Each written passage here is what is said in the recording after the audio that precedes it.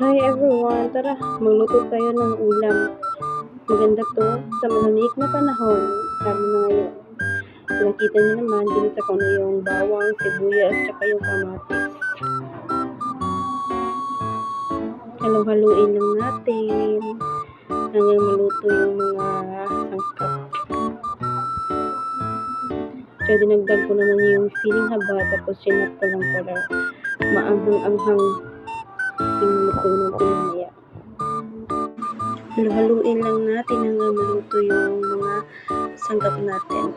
Nilagay ko naman dito yung shrimp at lutuin natin hanggang maluto.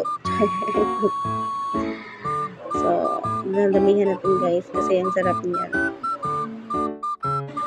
So, halu-haluin natin para maluto din doon sa taas. Dito nyo naman, halu-haluin din natin.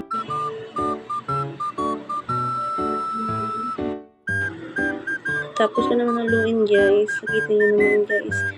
Iniipit-ipit ko yung mga ulo guys para lumabas yung lasa niya. Andyan kasi yung mga lasa guys para mamaya yung sabaw natin is lasang-lasado talaga na shrimp siya. Alam nga naman chicken, diba? Hindi shrimp talaga. Pero totoo guys, masarap talaga siya pag ginaganyan-ganyan. Pag naluluto ako, ganyan talaga yung ginagawa ko. Tapos haluin na natin hanggang maluto siya sa sarili niyang sabaw. Tintayin na lang natin na maging red siya.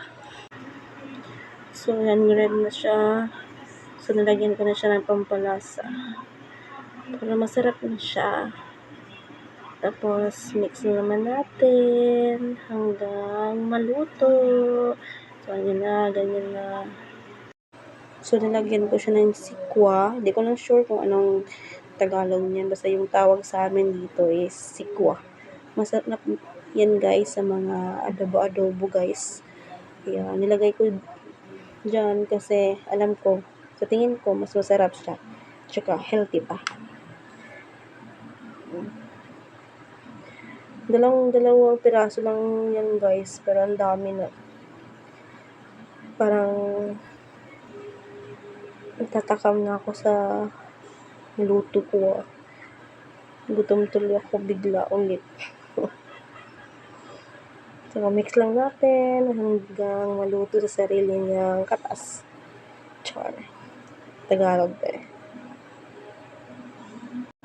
Sunod naman guys, lagyan natin ng isang galong tubig. Char. Joke lang. Yung katataman lang yung sakto-sakto lang para sa inyo.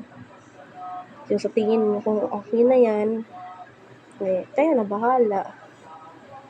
Tapos lagyan ko din ng patis para mas maganda naman tignan, may kulay-kulay siya. Tsaka dagdag pampalasa na din. Tapos mix naman natin. So nalagyan ko pala siya ng sotanghon guys para mas marami yung luto ko. Tsaka tingin ko mas bagay naman sa dyan siya nalagyan ng sotanghon. So, tingnan nyo naman. Nakakatakam siya.